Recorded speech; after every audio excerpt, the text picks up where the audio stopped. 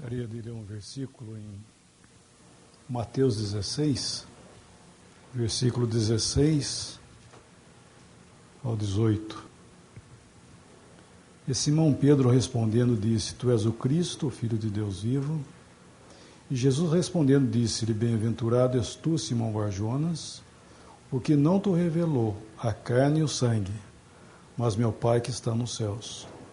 Pois também eu te digo que tu és Pedro, e sobre esta pedra edificarei a minha igreja, e as portas do inferno não prevalecerão contra ela.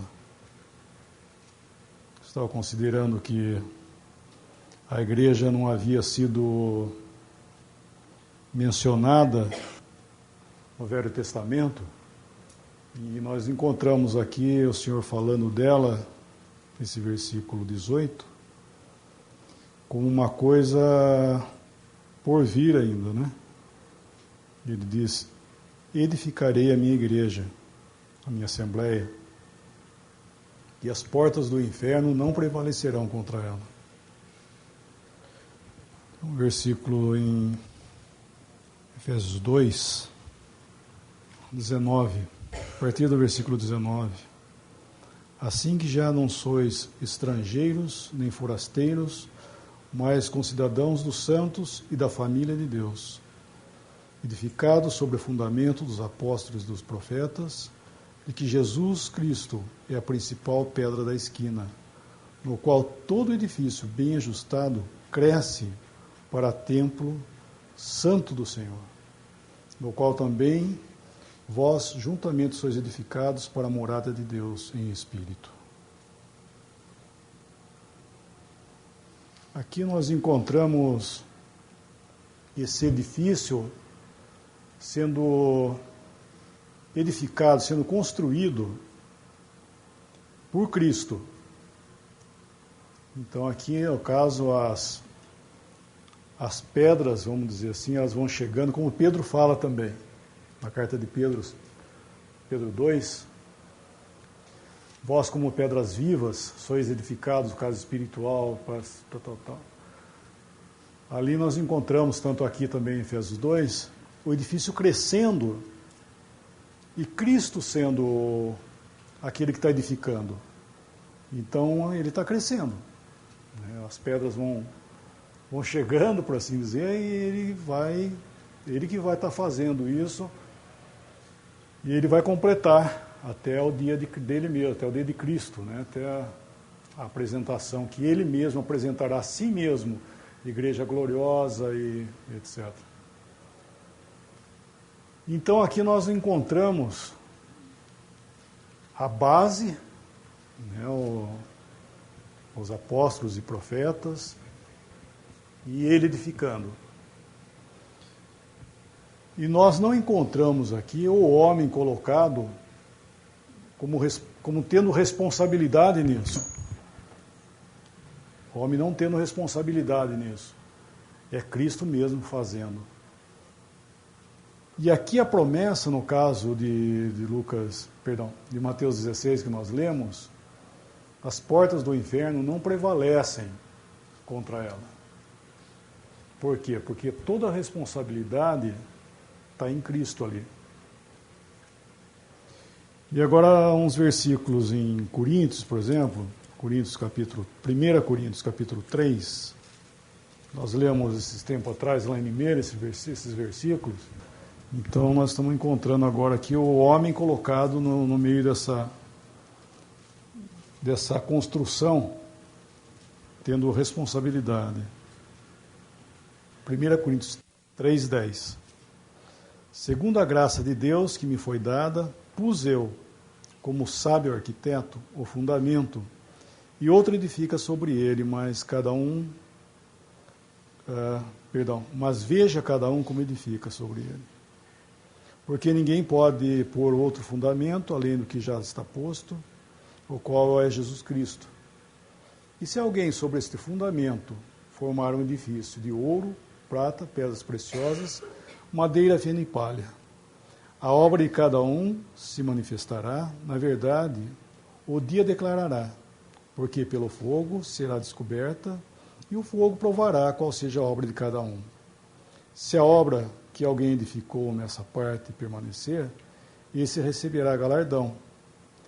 Se a obra de alguém se queimar, sofrerá detrimento, mas o tal será salvo, todavia, como pelo fogo. Aqui nós encontramos a edificação, também o edifício de Deus, diz aqui, né? E o homem colocado como tendo responsabilidade aqui. Então, quando apresenta o homem, né, na sua responsabilidade, então nós encontramos o fogo provando a obra de cada um. Encontramos o fogo provando a obra de cada um. Versículo, que é o versículo 12. E se alguém, sobre este fundamento, formar um edifício de ouro, prata, pedras preciosas, madeira, feno e palha, a obra de cada um se manifestará, na verdade, o dia declarará, porque pelo fogo será descoberta, e o fogo provará qual seja a obra de cada um. Então, existe duas classes, praticamente, vamos dividir em duas classes de material para edificar, e temos o fogo provando, e três classes, na verdade, existe aqui nesse capítulo, nessa parte, né, praticamente no capítulo inteiro, que são os que estão edificando. E aqui, muitas vezes, nós colocamos esse dia, do versículo 13, que o dia, esse dia aqui no versículo 13, na verdade, o dia a declarará, nós jogamos como o dia da nossa manifestação, né, quando Cristo nos levar desse mundo, né, sermos manifestados diante dele, como sendo aquele dia. Né, nós achamos que nós vamos chegar lá e o tribunal de Cristo é que vai manifestar todas as coisas. Isso é um engano. Né? Certamente lá, muitas coisas realmente serão manifestadas, e Cristo vai, logicamente, naquele dia, mostrar para nós, como diz em Romanos. Vamos ler esse versículo em Romanos, né? Depois a gente volta aí em Coríntios, segura Coríntios, aí vamos lá para Romanos 14, né? Romanos 14, versículo 12. De maneira que cada um de nós dará conta de si mesmo a Deus. Versículo 10, desse mesmo capítulo. Mas tu, por que julgas teu irmão? Ou tu também, por que desprezas teu irmão? Pois todos havemos de comparecer ante o tribunal de Cristo. E daí versículo 12, de maneira que cada um de nós dará conta de si mesmo a Deus. Então, realmente, um dia nós seremos manifestados, né, compareceremos no tribunal de Cristo, e ali tudo vai ser manifestado plenamente. Não haverá reservas, né? E nós temos o péssimo hábito, né? Cada um sabe disso, a vergonha nossa mesmo, eu sei disso também, que nós achamos que nós podemos esconder alguma coisa de Deus hoje. Porque nós conseguimos, por assim dizer, escondemos dos homens, né, as coisas, nós achamos que nós podemos esconder de Deus. E não é assim. Na verdade, não é assim. Deus está vendo. Deus, ele tem... Se eu disser que eu consigo esconder alguma coisa de Deus, né, que na verdade nós queremos, na nossa vida, nós às vezes falamos isso, né, na prática, falamos nossa boca uma coisa, nossa vida é outra. Por quê? Porque se não for verdade isso, Deus, ele perde a sua supremacia de como luz, né? Porque Deus é luz, e todas as coisas, como o meu irmão falou, a luz manifestou, ainda como virasse as costas, a luz não bateu nas costas dele. E nós estamos na luz e não tem nada que nós conseguimos esconder de Deus. E às vezes nós pensamos, porque nós escondemos dos homens, nós estamos escondendo de Deus, e não é assim, nós não conseguimos esconder nada de Deus. E por que isso, né? Porque é orgulho, né?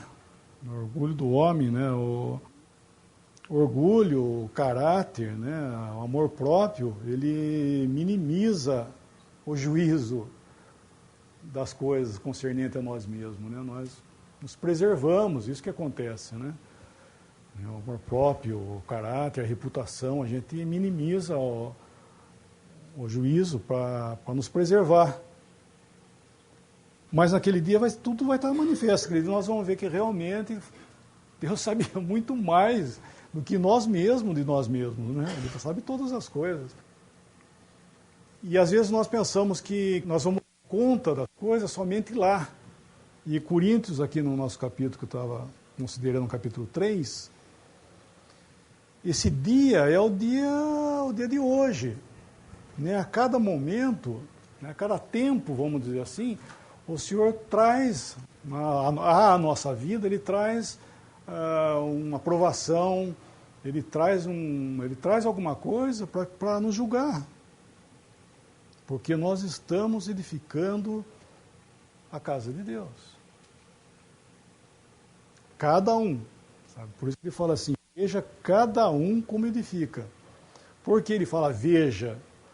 Porque nós não podemos, como diz o irmão, há uma grande confusão, um grande erro na cristandade, foi comparar aquilo que Cristo edifica e aquilo que o homem edifica, e as promessas feitas para o primeiro, e trocar as ordens.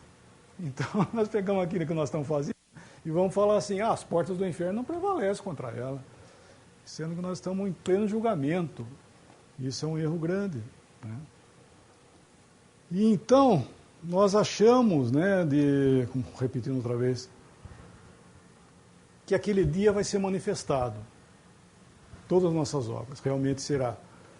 Mas hoje está vindo esse fogo para julgar aqui, no tempo presente. Para que nós aprendamos a edificar a Igreja de Deus. Esse material, esse ouro, prata, pedras preciosas, madeira, feno, palha, isso é um exemplo colocado de material perecíveis e não perecíveis, logicamente. Estou aqui em xeque o valor do material. Eu achava de primeiro que estava em questão o valor dele, mas não é bem isso. A qualidade do material no sentido de perecível ou não perecível. E o fogo é hoje, né? Ele está provando a obra nossa. E esse dia ele vem para julgar, para limpar, né? Porque necessário é para que Deus cuide, né? E vai nos ensinando. E isso está relacionado, esse material, com o tipo daquilo que nós estamos, como nós estamos edificando a Igreja de Deus. Isso está muito relacionado de perto, vamos chamar assim, com aquilo que nós falamos, aquilo que nós ensinamos, né, a prática do ensino. Não somente só palavras, mas a prática daquilo que nós estamos ensinando. Porque o que é edificar? O que ele está falando? Cada um veja como edifica. Edifica o quê? O que nós estamos edificando? É a edificação das almas. Porque esse edifício, o que ele é? Isso aqui não é, são pessoas. E foi dado a nós o privilégio de nós edificarmos, né, a casa. E como? Nós estamos edificando pessoas, aí, através do quê? De doutrina. Daquilo que nós falamos, daquilo que nós praticamos. Né?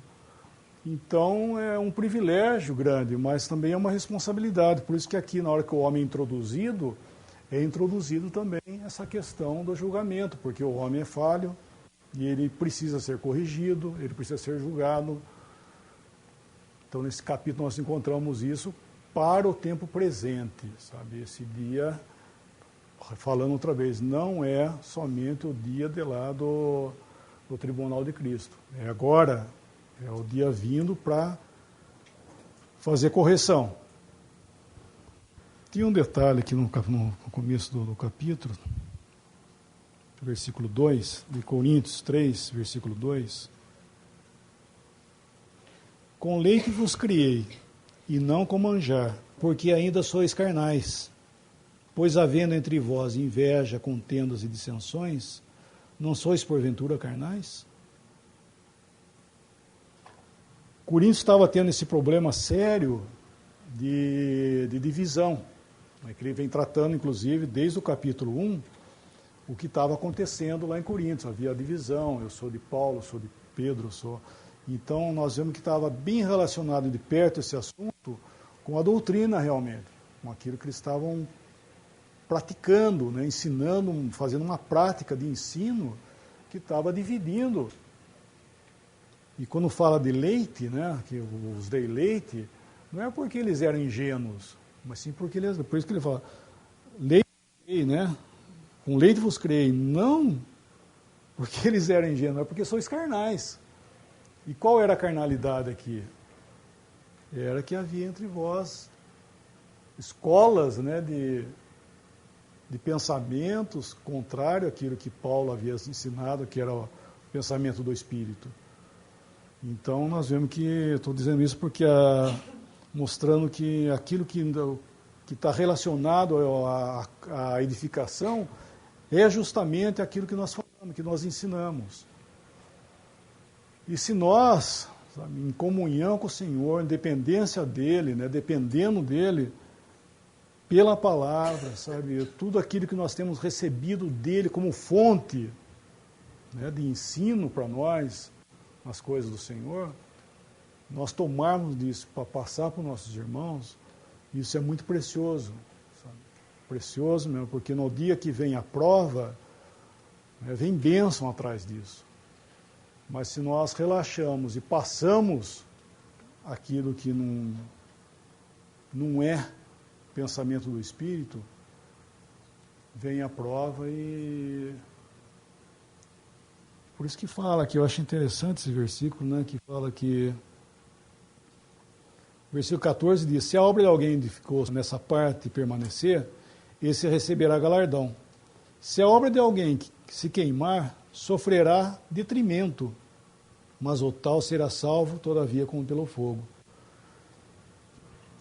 Nós vemos que nós, na ignorância que eu digo é a incredulidade, né? Nós edificamos na casa de Deus essas coisas vãs. É o ensinamento vão. Daí vem a prova e queima. Mas o obreiro, ele é, como diz aqui, crente. E ele fica salvo, né? Ele não perde, né? Ele não vai perder salvação, ele não vai perder. Mas ele vai perder aquilo que ele fez. E o irmão Darby diz um pensamento que o abalo dessa situação, desse julgamento, pode até balançar a fé dessa pessoa, mas ele é salvo como pelo fogo, porque é um crente, né? Mas por tudo aquilo que ele considerava certo, tudo aquilo que ele considerava como sendo certo, vai tudo água abaixo. E isso é uma advertência para nós, porque às vezes o Senhor vem tratar com a gente e nós resistimos, e Ele está pondo água abaixo, por assim dizer, muita coisa que nós achávamos que estava certo e estava tudo errado. Foi o dia da visitação, como fala. Vem o dia da visitação e vai julgar. Muito importante, né? Porque para nós, no sentido daquilo que nós estamos fazendo. E existe, pior ainda, né, que nós vemos aqueles que estavam destruindo o templo de Deus. Né? São as doutrinas que vêm causar males terríveis.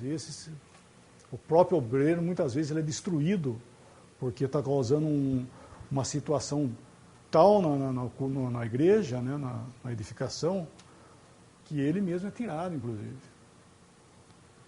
Então, eu estou falando de 3 classes de pessoa aqui, o obreiro e a obra tá bem, aqui é o outro, o obreiro está bem, mas a obra não está boa, e o outro, o obreiro é destruído, porque a obra é destruída. Deus. Então, tem um versículo de... que tá, acho que é Lucas 8, lá, ninguém acende uma candeia, né? Acho que é Lucas 8 mesmo. Alguém lembra? Ninguém acende uma candeia para colocar embaixo da cama. Lucas 8,16. E ninguém acendendo uma candeia a cobre com algum vaso ou a põe debaixo da cama, mas põe-na no velador para os que entram vejam a luz. Porque não há coisa oculta que não seja de manifestar-se, nem escondida que não haja de saber-se e vir à luz. Aqui tem dois princípios. Aquilo que nós recebemos do Senhor, nós devemos trazer. É por isso que muitas vezes existe o silêncio na Assembleia, por erro nosso, porque às vezes nós temos alguma coisa que o Senhor nos dá e nós guardamos. Sabe? Traz, sabe? O Senhor te deu alguma luz, alguma coisa, traz e põe no lugar que tem que ser essa verdade, sabe? Para que todos recebam luz. Né? Se nós recebemos alguma coisa, coloca no seu devido lugar. E Deus vai dar, pertence a Ele mesmo. Isso é um princípio. Agora, o outro princípio é entender que a luz manifesta, né, como ele está falando aqui, né, que não há nada oculto que não venha a ser revelado, porque a luz revela todas as coisas. E o princípio lá do capítulo nosso de Coríntios, porque é isso que Deus está fazendo ali, né, trazendo a obra à luz, para que seja manifestado e seja julgado. Então, muitas vezes nós sofremos o detrimento porque nós estávamos fazendo errado, ainda que pensando que estivesse fazendo certo. E às vezes somos abalados até por isso, mas necessário é. E tudo aquilo que nós fazemos em oculto, nós vamos entender que Deus vai revelar, vai manifestar. Tem o versículo lá de Samuel, né? Deixa eu ver, nós lemos esse versículo um dia também. 2 Samuel 12. Versículo 12 também. Porque tu o fizeste em oculto, mas eu farei este negócio perante todo Israel e perante o sol. Ele estava falando para Davi, quando ele cometeu o erro com Batseba e matou Urias, enfim, fez aquele caso, né? E ele fez em oculto, ele tentou esconder tudo quanto é jeito. Mas aquilo que ele fez em oculto, Deus ia trazer em plena luz isso. E é um princípio, né, que nós vamos aprender que Deus está vendo, né? Quando nós fazemos as coisas, Deus está olhando e está vendo.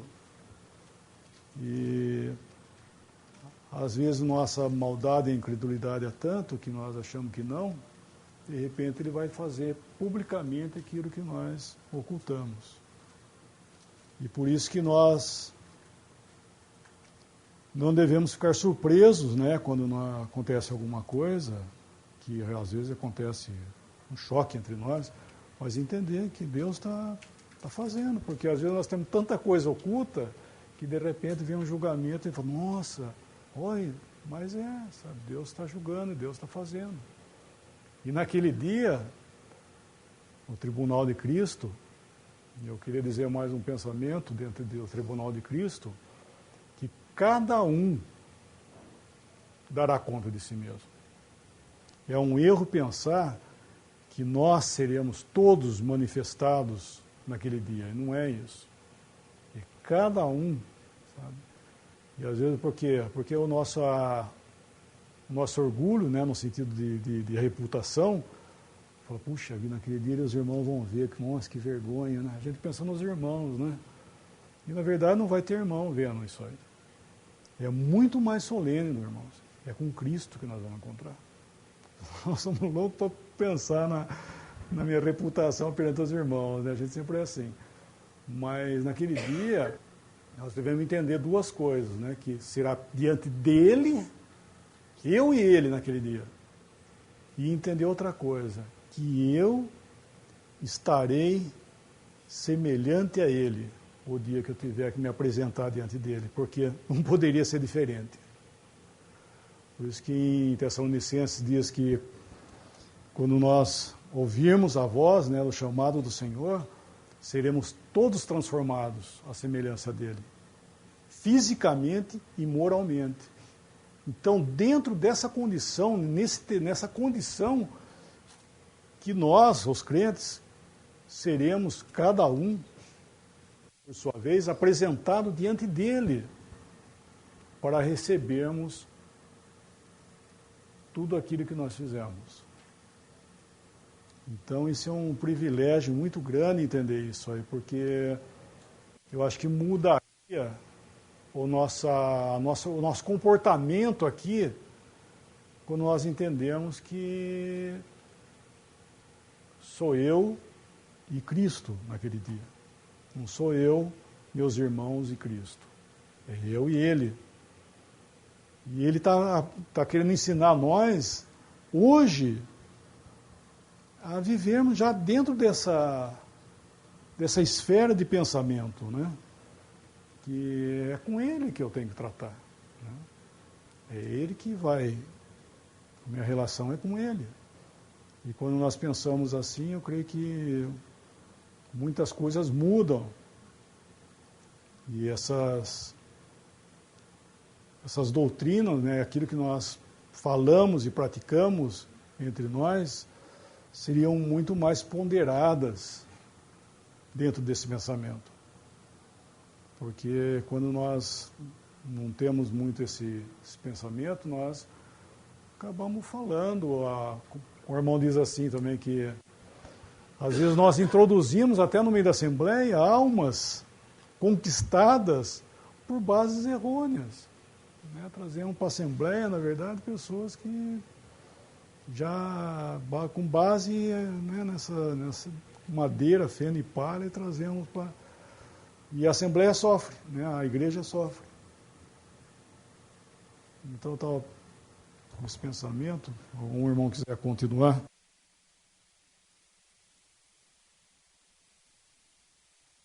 No versículo 18 fala, eu te digo que tu és Pedro, e sobre esta pedra edificarei minha igreja, e as portas do inferno não prevalecerão contra ela. E essa palavra, inferno, que aparece aqui, Escrituras, nós vemos, principalmente a nossa versão, em alguns trechos, traduz, tem uma palavra Hades, que nós vamos ver em Lucas 16, porque essa palavra inferno aqui é realmente o inferno, Gehenna, que eles chamam no original. Mas em Lucas 16, versículo 19 ao 31, nós lemos uma parábola aqui de rico e o Lázaro. Na realidade, aqui fala que é a parábola na nossa... Mas eu não creio que isso seja uma parábola, isso eu acho que é uma história. O Senhor Jesus conta um fato verdadeiro aqui e usa como ilustração para o caso. Ora, havia um homem rico e vestia-se de púrpura e de linho finíssimo, e vivia todos os dias regalada e esplendidamente. Havia também um certo mendigo, chamado Lázaro, que jazia cheio de chagas à porta daquele e desejava alimentar-se com as migalhas que caíam da mesa do rico. Os próprios cães vinham lamber-lhe as chagas. E aconteceu que o mendigo morreu e foi levado pelos anjos para o seio de Abraão. E morreu também o rico e foi sepultado. E no Hades, algumas falam no inferno, ergueu os olhos, estando em tormentos, e viu ao longe Abraão e Lázaro no seu seio. E clamando disse, Pai Abraão, tem misericórdia de mim, e manda a Lázaro que molhe na água a ponta do seu dedo e me refresque a língua, porque estou atormentado nesta chama. Disse, porém, Abraão, filho, lembra-te de que recebeste os teus bens em tua vida, e Lázaro somente males, e agora este é consolado e tu atormentado. E além disso, está posto um grande abismo entre nós e vós, de sorte que os que quisessem passar daqui para vós, não poderiam, nem tampouco os de lá passar para cá. E disse ele, rogo-te, pois, ó Pai, que o mandes à casa de meu pai, pois tenho 5 irmãos, para que lhes dê testemunho, a fim de que não venham também para este lugar de tormento. Disse-lhe Abraão, tem Moisés e os profetas, ouçam-nos. E disse ele, não, pai Abraão, mas se algum dos mortos fosse ter com eles, arrepender-se-iam. Porém Abraão lhe disse, se não ouvem a Moisés e aos profetas, tampouco acreditarão ainda que algum dos mortos ressuscite. A aplicação dessa parábola não é a questão aqui agora, mas essa narrativa do Senhor Jesus, podemos chamar assim, mostra, ou revela uma coisa que muitas vezes é confundida. Na realidade, aqui, quando fala do é esse lugar vão os mortos. Não existe a ideia de que hoje, se um cristão inconsciente e sem saber o que está acontecendo. Na realidade, isso não acontece. Quando a Bíblia nos fala aqui no Novo Testamento, principalmente fala dos que dormem, eles estão mortos mesmo. O Senhor Jesus, na cruz, falou àquele ladrão ao seu lado, hoje estarás comigo no paraíso. Paulo, quando fala sobre partir daqui e estar com Cristo, que é muito melhor, ele está falando de estar na presença de Cristo, morrer e estar na presença de Cristo. Então, não existe esse conceito de que o cristão que morreu hoje vai ficar dormindo enquanto o tempo passa, e ele lá num estado de inconsciência, dormindo, depois, no final, quando ressuscitar, ele vai levantar e então vai ter conhecimento de tudo o que aconteceu nesse período, ou vai estar na presença de Cristo. Não. Aquele que hoje, o cristão que morre hoje, a sua vida cessa, ele vai para um lugar chamado Hades, que não é o inferno. É um estado transitório de todas aquelas pessoas que morrem. Nós lemos aqui nessa narrativa do Senhor Jesus que Lázaro vai para o seio de Abraão. Ele usa esse termo, seio de Abraão, porque, como ele estava relacionando aqui o assunto com o povo de Israel, eles podiam entender que seio de Abraão era o melhor lugar para se estar, era o paraíso. Então, eles entenderam muito bem quando ele falou que Lázaro foi para o seio de Abraão. E quando o rico morre, ele vai para o Hades, que em algumas versões é traduzidas como inferno, mas não é o inferno. Mas é morte. Na realidade, o Hades não é um lugar, é um estado em que a pessoa se encontra depois de morta. Se ele é cristão, ele está morto, ele já está com Cristo, no paraíso. Se ele não é cristão, se ele não creu em Jesus como Salvador, ele está nesse estado de Hades, que existe um abismo onde ficam nesse estado intermediário os que são dele, de Cristo, e os que não são de Cristo. E não há comunicação entre esses dois. Mas eles têm consciência do que está acontecendo ali. O cristão vai estar na presença de Deus. Como é que eu posso afirmar isso que eu estou falando? Baseado no que eu estou afirmando? Porque eu achei bonita essa teoria e estou falando disso. Vamos ler em Apocalipse. Apocalipse 20, versículo 11. E vi um grande trono branco, e o que estava sentado sobre ele, de cuja presença fugiu a terra e o céu, e não se achou lugar para eles. E vi os mortos, grandes e pequenos, que estavam diante do trono, e abriram-se os livros, e abriu-se outro livro, que é o da vida. E os mortos foram julgados pelas coisas que estavam escritas nos livros, segundo as suas obras. E deu o mar os mortos que nele havia. E a morte e o inferno deram os mortos que neles havia. E foram julgados, cada um segundo as obras. E a morte e o inferno foram lançados no lago de fogo, que é a segunda morte. Existem 3 tipos de morte. A primeira morte, que é quando nós morremos.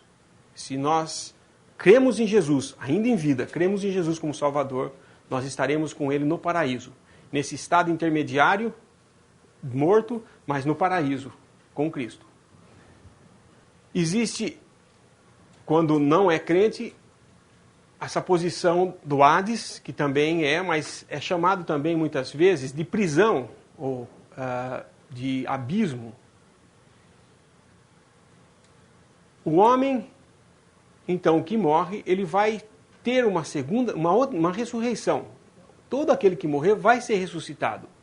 Acontece que existe uma primeira ressurreição, que é a ressurreição dos cristãos. É a ressurreição para a vida.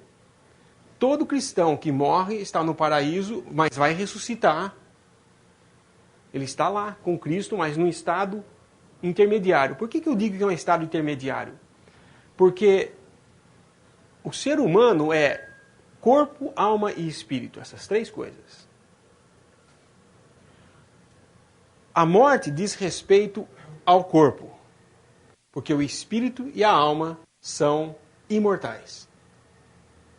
Quando alguém morre, é como que o corpo sendo separado do espírito e da alma. O espírito e a alma, sem o corpo, está nesse estado intermediário, que é o Hades. Que na Bíblia é falada como Hades. Que não é o inferno. Porque o inferno vai ser no final de tudo, que nós vamos ver, que é o lago de fogo e de enxofre. A ressurreição, o que é? É o espírito e a alma se unindo outra vez a um corpo. Isso é a ressurreição. A primeira ressurreição, que é a ressurreição de vida, é o espírito e a alma do crente que estava no paraíso, encontrando com esse corpo e sendo transformado, portanto, num corpo incorruptível e já na presença de Deus, sem juízo. É a ressurreição para a vida, que nós lemos no Evangelho de João. Todos aqueles que morreram em seus pecados, sem crer em Cristo como Salvador, irão ressuscitar, que é isso que nós estamos lendo aqui em Apocalipse. É o corpo, outra vez, se unindo a alma e o espírito desses que foram desobedientes para juízo. Por isso diz aqui que a morte e o inferno foram lançados no lago de fogo. É a morte e o Hades. Aqui. Eles estavam num estado intermediário, são ressuscitados, julgados e lançados no lago de fogo. O lago de fogo é o inferno. É o lugar preparado para o diabo e seus anjos, não para o homem. Deus não preparou o inferno para o homem, mas é para o diabo e seus anjos. Mas aqueles que resistiram à verdade, não aceitaram, que morreram em seus delitos e pecados, eles vão ressuscitar, ser julgados e ser lançados onde Satanás está. Lá, isso é chamado a segunda morte. Então nós temos muitas diferenças, pequenas diferenças entre um termo e o outro. Mas as portas do inferno não prevalecerão contra ela, isso aqui é Gehenna. Gehenna é uma palavra que surgiu do Antigo Testamento. A cidade de Jerusalém, como era uma cidade, para a época, grande e populosa, existia um local fora onde se queimava o entulho da cidade. E vocês já, o pessoal que já passou perto de São Paulo, indo para o interior, para Campinas, tem uma região que a gente passa e que tem uns tubos no chão e fica constantemente fogo saindo dali. Porque é onde eles jogam o lixo, é o lixão ali de São Paulo, né? E esse lixo ele vai se decompondo e cria gases que são combuentes, eles pegam fogo. E lá acontecia isso em Jerusalém. Eles tinham essa região onde ia jogando esses detritos, restos de coisas, muitas vezes orgânicas, que se decompunham e ficava um fogo constante. Não parava de queimar. E o Senhor Jesus usa isso, essa palavra, para falar do lago de fogo de enxofre, que é um fogo interminável, que queima noite e dia sem parar. Ali haverá choro e ranger de dentes, diz. Esse é o inferno. Nós escapamos desse inferno, porque Cristo morreu por nós. Mas esse inferno não é o Hades, porque aqui o Hades vai ser lançado também no inferno. Ou seja, esse estado intermediário que as pessoas estavam, vão se encontrar outra vez com o seu corpo ressuscitados, vão ser condenados e jogados no lago de fogo, porque rejeitaram a Cristo quando ainda estavam vivos, no seu estado primeiro. Assim, hoje, quando nós ouvimos do Evangelho, temos que prestar atenção no que está sendo falado, porque é a luz brilhando, é a chance de você, crendo, se livrar de um lugar de perdição.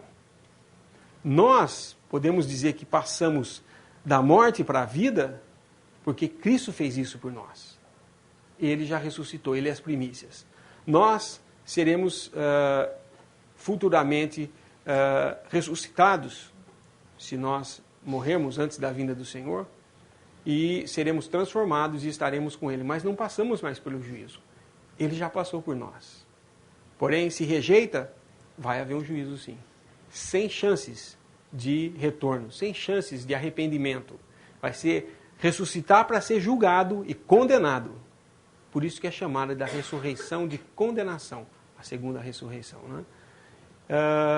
Existe também alguns trechos na palavra de Deus que fala de um outro lugar, que é essa prisão, ou o abismo, o mais fundo dos abismos, que é onde Satanás vai ficar preso durante 1000 anos.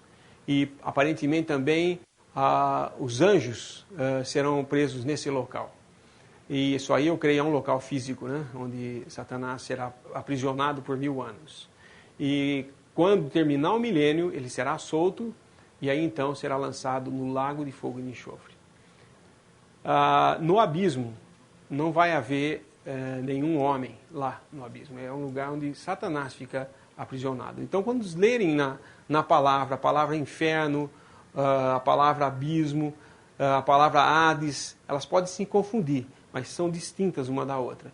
E se vocês tiverem dificuldade em saber qual é, veja bem quem é que vai estar lá, nessa situação. Se for uma situação eterna, onde está alguém que era pecador, depois da ressurreição, esse é o inferno, que é o lago de fogo e de enxofre.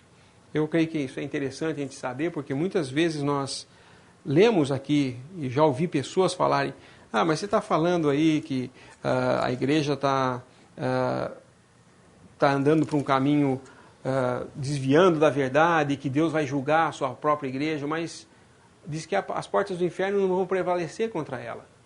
Realmente não vão mesmo.